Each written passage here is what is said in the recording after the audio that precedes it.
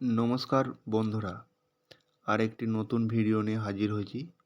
তো আজকে আমরা এই ভিডিওর মাধ্যমে জেনে নেব এই যে ফর্মগুলি আছে, ফর্মগুলির জন্য কি কি প্রয়োজন।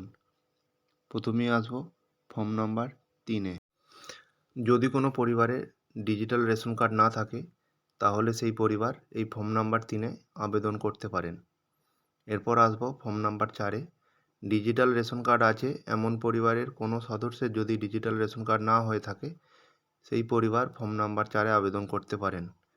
Form number 5, digital ration card আছে, যদি ভুল সংশোধন করতে চান তাহলে ফর্ম নাম্বার 5-এ আবেদন করতে পারেন।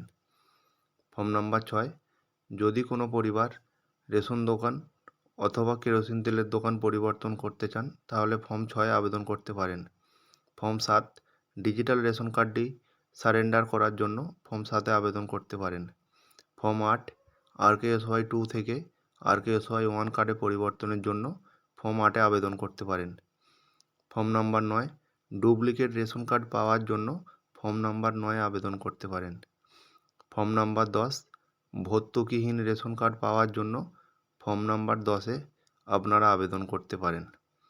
ফর্ম নাম্বার 13, পরিবারের কিছু সদস্য যদি রেশন দোকান অথবা কেরোসিন তেলের দোকান পরিবর্তন করতে চান তাহলে ফর্ম 13-এ আবেদন করতে পারেন।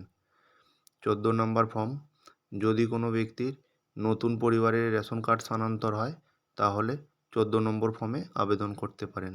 সর্বশেষ 15 নম্বর ফর্মটি, এটি যদি কোনো ব্যক্তি তার নিজস্ব প্রতিনিধিকে মনোনয়ন করতে চান তাহলে ফর্ম নাম্বার 15-এ আবেদন করতে পারেন।